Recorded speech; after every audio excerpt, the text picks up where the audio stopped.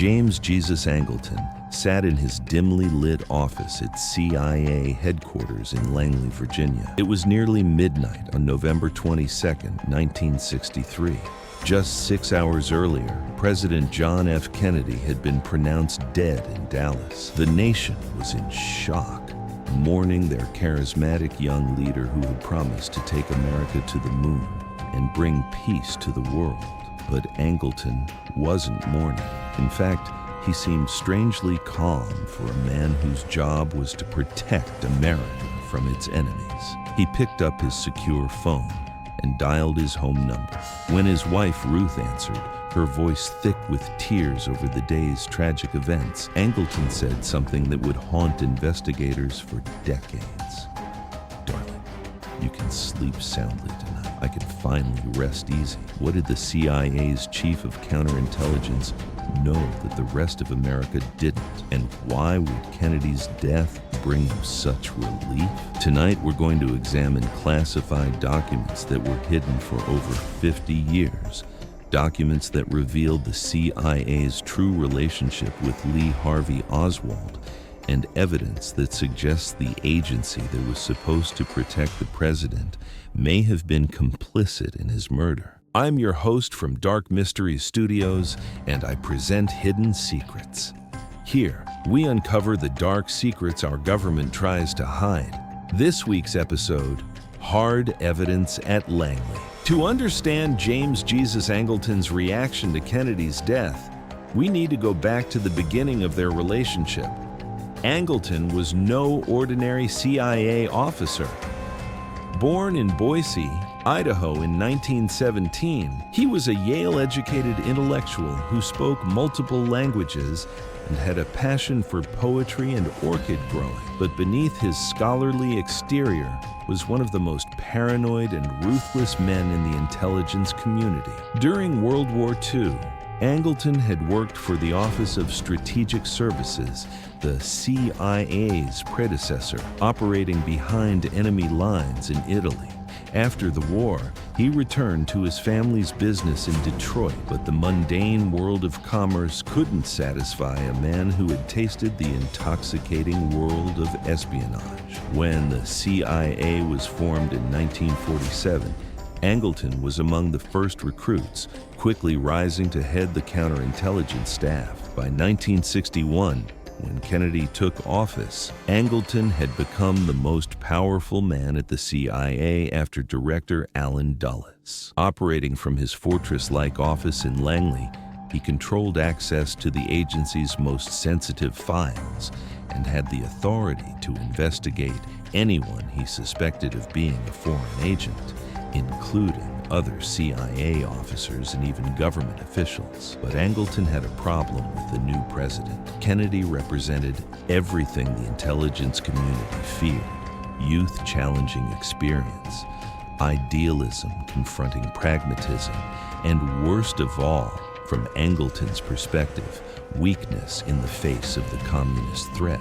During the 1960 presidential campaign, Kennedy had criticized the Eisenhower administration for being too aggressive in the Cold War, speaking from campaign stops in Boston, Chicago, and Los Angeles about peaceful coexistence with the Soviet Union. The first major clash came just 3 months into Kennedy's presidency with the Bay of Pigs invasion.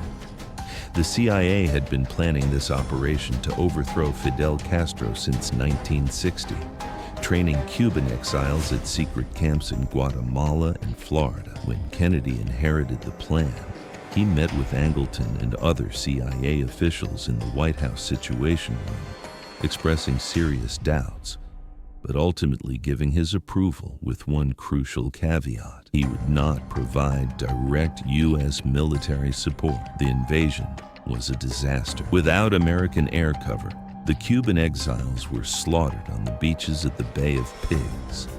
Kennedy took full public responsibility for the failure during a press conference at the White House, but privately, he was furious with the CIA. In a heated meeting with his advisors in the Oval Office, Kennedy reportedly said, "I want to splinter the CIA into 1,000 pieces and scatter it to the wind." intelligence. This statement reached Angleton within hours, carried by loyal CIA officers who attended the meeting. For a man who had spent his entire career building the CIA into America's premier intelligence agency, this was tantamount to a declaration of war.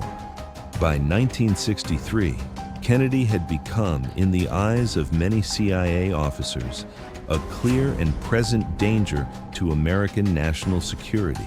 His policies seemed to favor appeasement over confrontation at every turn, and nowhere was this more evident than in his handling of the Cuban Missile Crisis. In October 1962, when Soviet missiles were discovered in Cuba, the Joint Chiefs of Staff, meeting in the Pentagon's War Room, recommended immediate military action. General Curtis LeMay, speaking from his headquarters at Andrews Air Force Base outside Washington, argued for a massive airstrike followed by a full invasion. But Kennedy, meeting with his advisors in the cabinet room, chose negotiation over invasion. Even more troubling to the intelligence community was the secret deal Kennedy struck with Soviet Premier Khrushchev. In exchange for Soviet withdrawal from Cuba, Kennedy agreed to remove American Jupiter missiles from Turkey.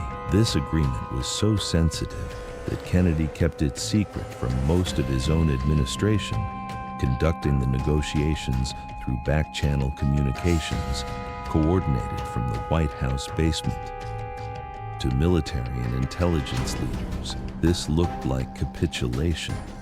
General LeMay reportedly told colleagues at the Pentagon that Kennedy had given away American strategic advantage for nothing. CIA officials, meeting in secure conference rooms at Langley, began to question whether their own president could be trusted to defend American interests. Even more troubling was Kennedy's apparent change of heart about Vietnam. Throughout 1962 and early 1963, Kennedy had resisted pressure from the Pentagon and CIA to increase American involvement in Southeast Asia. Military advisors stationed at bases from Fort Bragg, North Carolina to Fort Lewis, Washington, were frustrated by rules of engagement that limited their effectiveness. In October 1963, just a month before his death, Kennedy signed National Security Action Memorandum 263, which called for the withdrawal of 1,000 American military advisors from South Vietnam by the end of the year,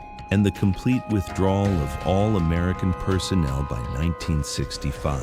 This decision was made despite strong opposition from the Joint Chiefs, who argued in Pentagon briefings that withdrawal would hand Southeast Asia to the Communists. But perhaps most alarming to Angleton was Kennedy's secret peace initiative with the Soviet Union. In the summer of 1963, Kennedy delivered a speech at American University in Washington, D.C. that shocked the intelligence community. In it, he called for a re-examination of American attitudes toward the Cold War and announced that the United States would not conduct atmospheric nuclear tests if the Soviets showed similar restraint. What made this speech even more disturbing to CIA officials was what they learned through their own intelligence channels. Kennedy was using intermediaries, including American businessmen and academics, to explore the possibility of a broader détente with the Soviet Union.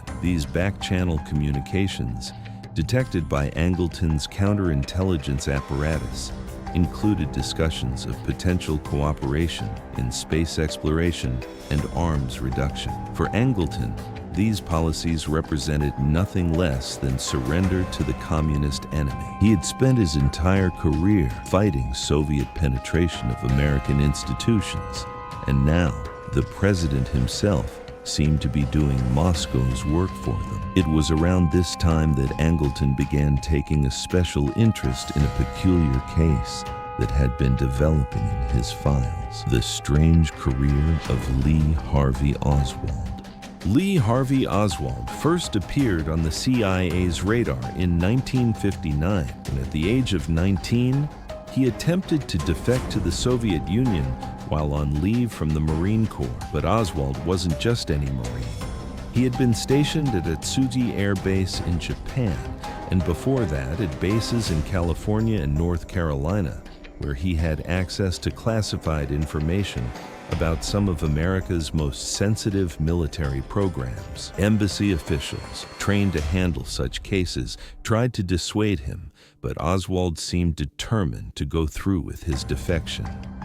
What the embassy officials didn't know was that Oswald had taken with him detailed knowledge of the U-2 spy plane program, which he had learned about during his service at Atsugi. According to Soviet records that were later declassified, Oswald provided the KGB with information about U-2 flight paths, operational procedures, and technical specifications. This intelligence reportedly helped the Soviets shoot down pilot Francis Gary Powers' U-2 over the Soviet Union in May 1960, ending the spy plane program and causing a major international incident. Powers, who had taken off from a secret base in Pakistan, was captured and put on trial in Moscow, dealing a severe blow to American intelligence operations. He was not prosecuted for treason, and he was not even placed under surveillance for a supposed defector who had potentially compromised one of America's most sensitive intelligence programs.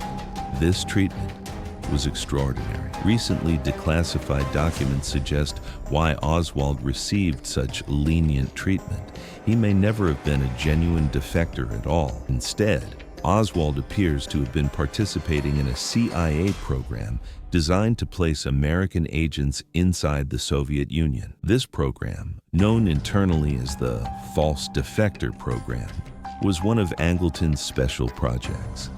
The idea was to send young Americans to the Soviet Union, posing as genuine defectors, where they could gather intelligence and, when the time was right, return to the United States with valuable information about Soviet society and capabilities. Evidence for Oswald's participation in this program comes from several sources. First, there's the remarkable ease with which he was allowed to return to the United States.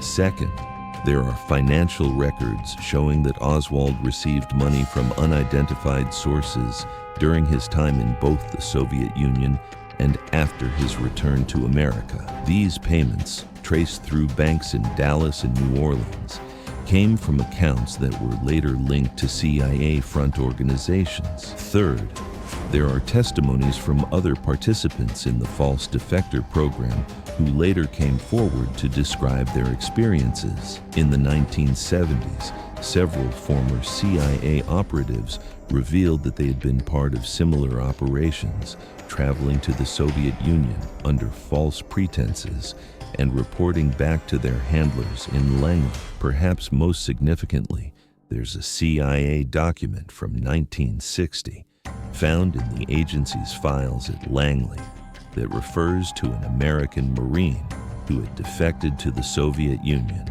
and was providing the agency with valuable intelligence. While the document is heavily redacted, the timeline and details match Oswald's case perfectly. If Oswald was indeed a CIA asset, it would explain many of the puzzling aspects of his biography after his return to the United States. It would explain why he was able to move freely between Dallas, New Orleans, and other cities without facing prosecution. It would explain the mysterious financial support he received, including help with rent for apartments in both Dallas and New Orleans. And it would explain why, despite his supposed communist sympathies, he was able to associate with anti-Castro Cuban exiles in New Orleans and visit the Soviet embassy in Mexico City just weeks before Kennedy's death. But if Oswald was working for the CIA, why would he kill Kennedy? The answer, according to investigators who have studied the classified files, is that he wouldn't. Instead, Oswald was set up to be the perfect patsy for a conspiracy that had been months in the planning.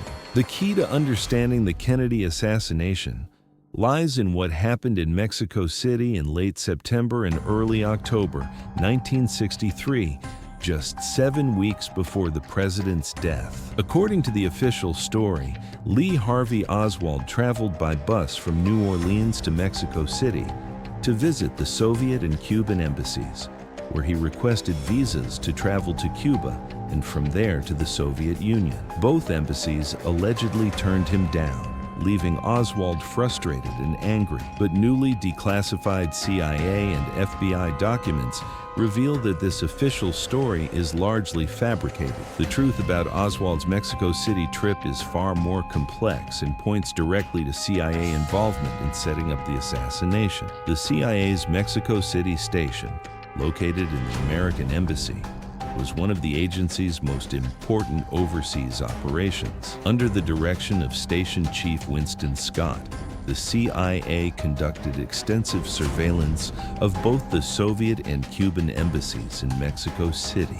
They photographed everyone who entered and left these buildings and recorded all telephone conversations using sophisticated equipment installed in nearby safe houses. Yet despite this comprehensive surveillance, the CIA has never produced a single clear photograph of Oswald at either embassy. The photographs they initially claimed showed Oswald visiting the Soviet embassy were later admitted to be of an entirely different person, a man who was taller, heavier, and older than the accused assassin. Similarly, audio recordings of phone calls allegedly made by Oswald to the Soviet embassy were later identified by FBI agents who knew Oswald's voice as being made by someone else entirely. When FBI agent James Hosty, who had been assigned to monitor Oswald in Dallas, listened to the recordings, he immediately recognized that the voice was not Oswald's. This evidence suggests that someone impersonating Oswald visited the Soviet and Cuban embassies, creating a paper trail that would later link the accused assassin to communist governments. This impersonation operation has all the hallmarks of a sophisticated intelligence operation designed to provide a motive for the assassination and to implicate America's enemies in Kennedy's death. But who was behind this deception? The answer appears to be the CIA's counterintelligence staff under the direction of James Jesus Angleton, working in coordination with the Mexico City station. David Atlee Phillips, a senior CIA officer who worked closely with the Mexico City station, was one of Angleton's protégés and a specialist in disinformation operations. Phillips had previously been involved in the CIA's successful overthrow of the Guatemalan government in 1954, operating from a secret base in Florida, and had extensive experience in creating false identities and cover stories. After Kennedy's assassination, Phillips would play a crucial role in spreading the story of Oswald's Mexico City visit to journalists and investigators. Working from CIA headquarters in Langley, he provided selective briefings to reporters from major newspapers and television networks, emphasizing Oswald's alleged contacts with communist agents, while downplaying any evidence that contradicted the official narrative. Even more significantly, Phillips was involved in coaching a mysterious figure known as Maurice Bishop, who claimed to have witnessed Oswald meeting with Cuban intelligence agents at a restaurant in Dallas. This witness later recanted his testimony, admitting that he had been pressured by CIA officers to provide false information. The Mexico City deception was crucial to the assassination plot because it provided the motive that investigators would need to close the case quickly. By creating the impression that Oswald was a communist agent acting on behalf of Cuba or the Soviet Union, the conspirators ensured that any thorough investigation would be seen as a threat to national security. This is exactly what happened. When the Warren Commission began investigating Kennedy's death, meeting in secure offices in Washington, D.C., they were repeatedly told by CIA and FBI officials that a thorough investigation of Oswald's alleged communist connections could lead to World War III. Faced with this prospect, the commissioners chose to accept the CIA's version of events rather than dig deeper into the contradictions and inconsistencies in the evidence. While the Mexico City deception provided the motive for the assassination, Other evidence suggests that CIA operatives were present in Dealey Plaza on November 22, 1963, to ensure that the operation was carried out successfully. One of the most intriguing pieces of evidence involves a mysterious figure who has become known as the Umbrella Man. In the Zapruder film and other photographs of the assassination, a man can be seen standing near the curb on Elm Street in Dealey Plaza, holding an open black umbrella despite the fact that it was a clear, sunny day in Dallas. What makes this figure significant is his behavior during the shooting. As Kennedy's limousine approached from the direction of Main Street, the Umbrella Man raised his umbrella and appeared to signal someone. Just as the president's car reached the man's position, passing directly in front of him, the first shots were fired. After the shooting, the Umbrella Man calmly closed his umbrella and walked away, showing no sign of the panic and confusion that gripped other spectators. For years, the identity of the Umbrella Man remained a mystery. The Warren Commission never identified him, and he didn't come forward voluntarily to Dallas police or FBI investigators. It wasn't until 1978, during the House Select Committee on Assassinations hearings in Washington, D.C., that a man named Louis Stephen Witt claimed to be the Umbrella Man. Witt testified that he had brought the umbrella as a form of protest against Kennedy's father, Joseph P. Kennedy, who had been a supporter of British Prime Minister Neville Chamberlain's appeasement policies before World War II. The umbrella, Witt claimed, was a symbol of Chamberlain and his unsuccessful policy of appeasing Hitler. But investigators who have studied Witt's testimony have found serious problems with his story. His account of where he was standing doesn't match the photographic evidence from Dealey Plaza, and his explanation for bringing the umbrella seems implausible. More significantly, documents released under the Freedom of Information Act have revealed that Witt had connections to right-wing anti-Castro groups operating out of Miami and New Orleans that were funded by the CIA. Even more suspicious is the case of the three tramps. Shortly after the assassination, Dallas police arrested 3 men near the railroad tracks behind Dealey Plaza. The men were described as tramps, but photographs show them wearing clean clothes and sporting fresh haircuts, hardly the appearance one would expect from genuine vagrants. The 3 men were photographed being escorted by Dallas police officers through Dealey Plaza, but there are no records of their arrest, booking, or release in the Dallas Police Department files. They simply disappeared from official records, as if they had never existed. For decades, their identities remained unknown, leading to speculation that they were CIA operatives who had been in Dealey Plaza to participate in or oversee the assassination. Recent research has identified the 3 tramps as Charles Harrelson, the father of actor Woody Harrelson, Charles Rogers, and Chauncey Holt. All 3 men had connections to organized crime figures operating out of Chicago, New Orleans, and Miami, and more significantly, to CIA-backed anti-Castro operations. Charles Harrelson was a professional assassin who operated primarily out of Texas and would later be convicted of murdering federal judge John H. Wood Jr. in San Antonio in 1979. Before Kennedy's assassination, Harrelson had been involved in smuggling operations along the Texas-Mexico border and had connections to anti-Castro Cuban exiles.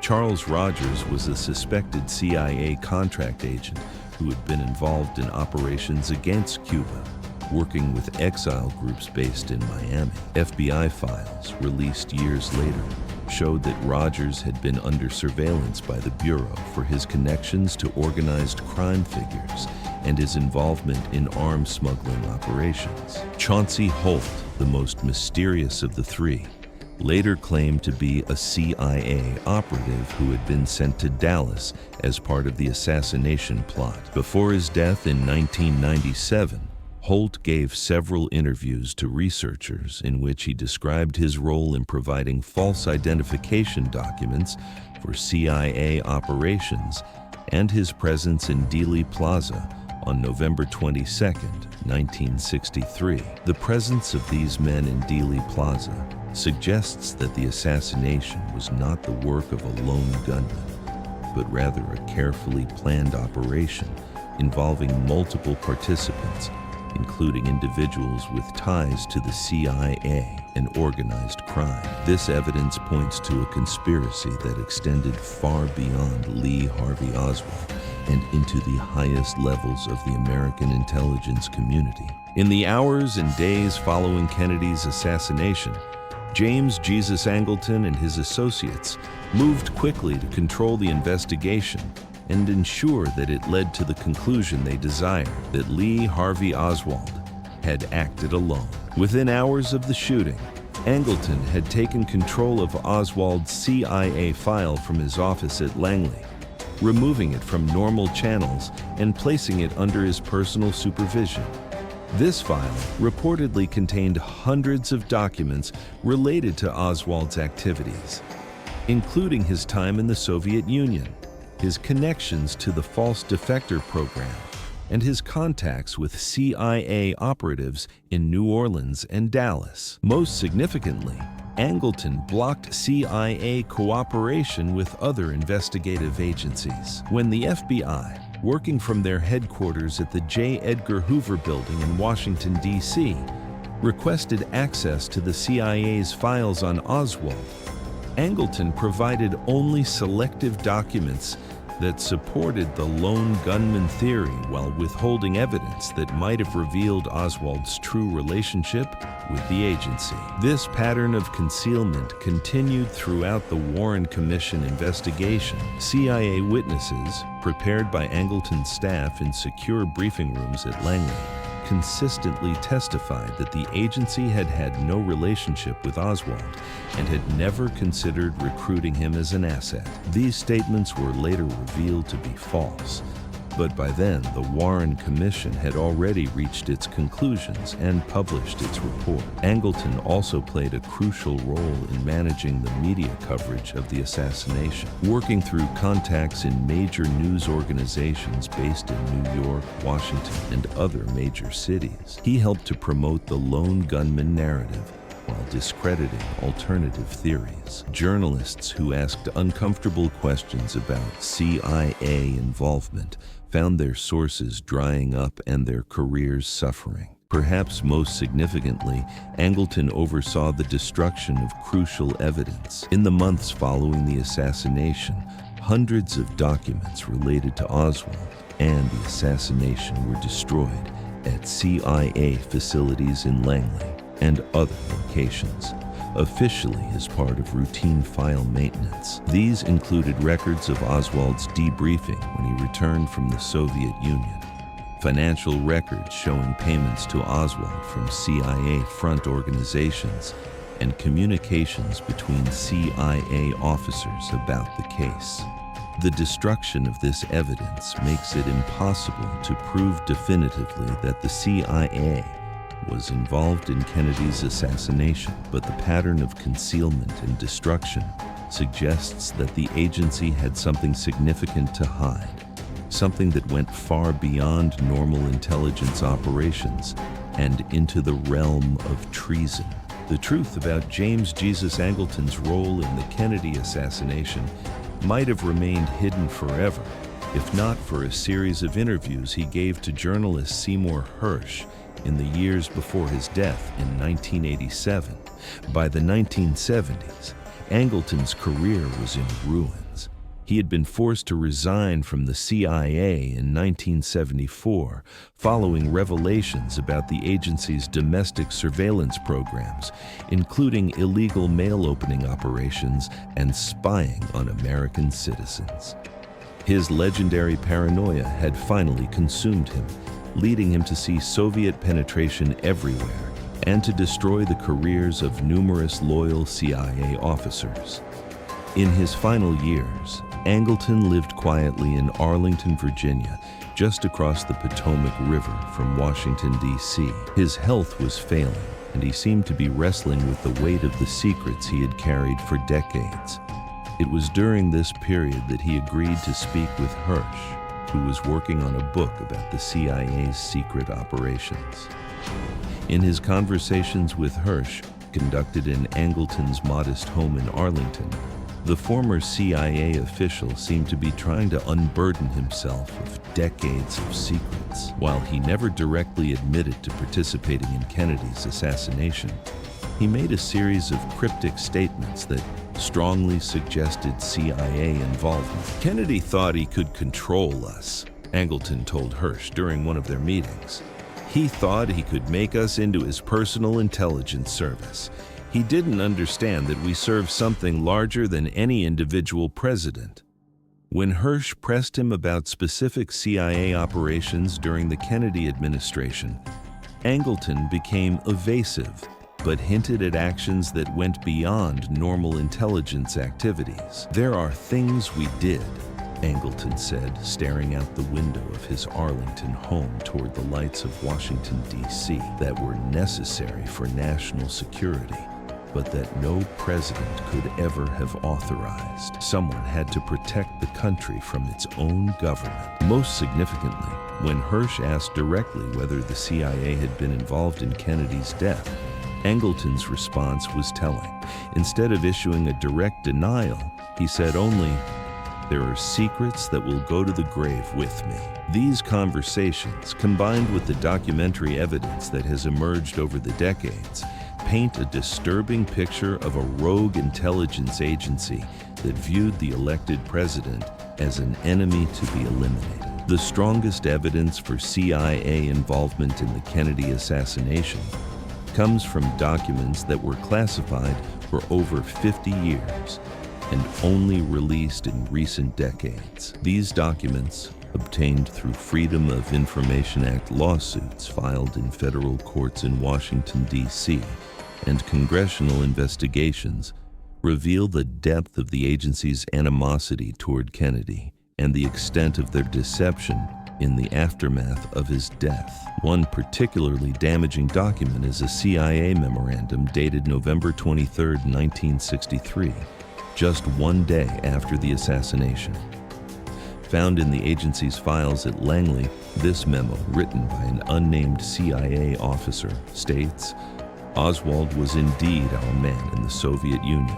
The question now is how to distance the agency from him without compromising other operations." Another document, released in 2017 as part of a massive declassification ordered by Congress, contains notes from a CIA briefing in 1978 in which an officer states, "The Warren Commission was not told about Oswald's true relationship with the agency.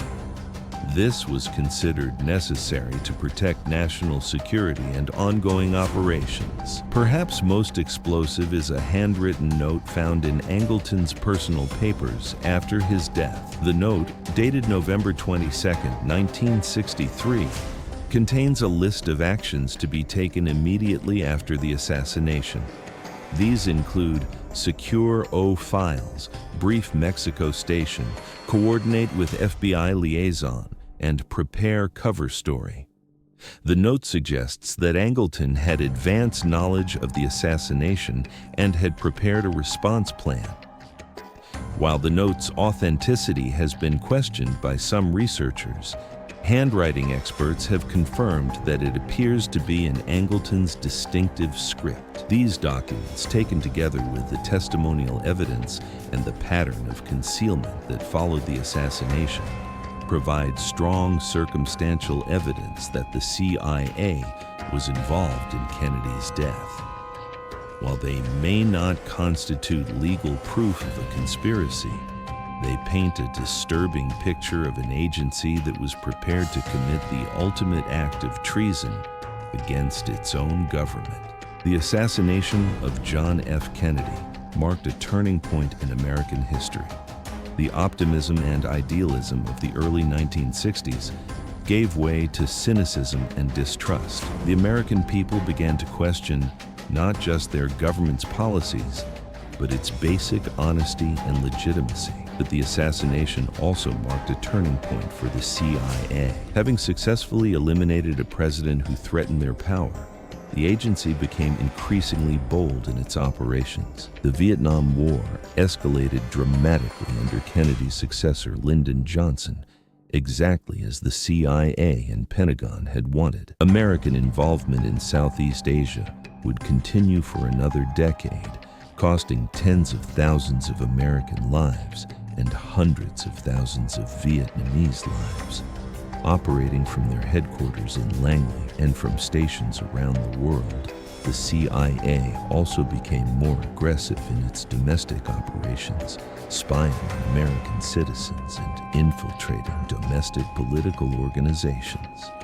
These programs, which would eventually be exposed in the 1970s by congressional investigations in Washington, D.C., represented a direct assault on the constitutional rights of American citizens. James Jesus Angleton, meanwhile, continued to run the CIA's counterintelligence operations for another decade, growing increasingly paranoid and destructive. His obsession with Soviet penetration led him to suspect virtually everyone of being a communist agent, destroying the careers of dozens of loyal CIA officers and paralyzing the agency's ability to conduct effective operations against real Soviet threats. When Angleton was finally forced to resign in 1974, many CIA officers hoped that the agency could return to its original mission of gathering foreign intelligence. But the damage had been done. The CIA had become a rogue agency, operating according to its own agenda rather than the policies set by elected officials in Washington. More than 60 years after Kennedy's assassination, many questions remain unanswered. The complete truth about the CIA's role may never be known, as many of the key participants have died and crucial documents have been destroyed or remain classified in government vaults in Washington, D.C. But what is clear is that the official story of a lone gunman acting out of personal grievance is almost certainly false. The evidence for a broader conspiracy involving elements of the U.S. government is overwhelming, even if the exact details remain murky. The failure to uncover and prosecute this conspiracy has had lasting consequences for American democracy. It established a precedent that intelligence agencies could act with impunity, even against the highest elected officials. It created a culture of secrecy and deception that continues to poison American government to this day.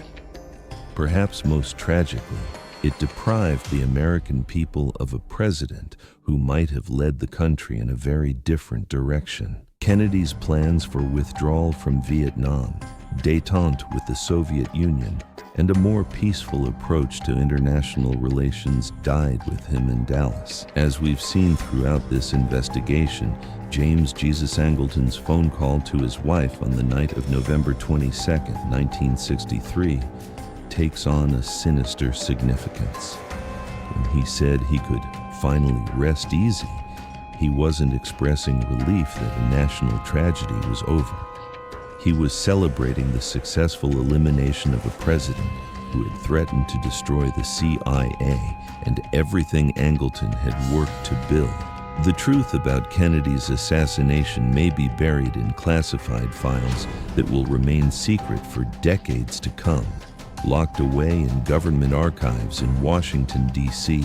and Langley, Virginia. But the evidence that is available paints a disturbing picture of a government willing to murder its own leader to protect the interests of the national security state. In the end, the Kennedy assassination wasn't just the murder of a president. It was the death of American democracy as the founders had envisioned it, and the birth of the modern surveillance state that continues to operate in the shadows, accountable to no one and serving its own interests above those of the American people. This has been Declassified Mysteries. I'm your host, and we'll be back next week with another investigation into the secrets our government doesn't want you to know. Until then, remember, The truth is out there, but they're doing everything they can to keep it buried.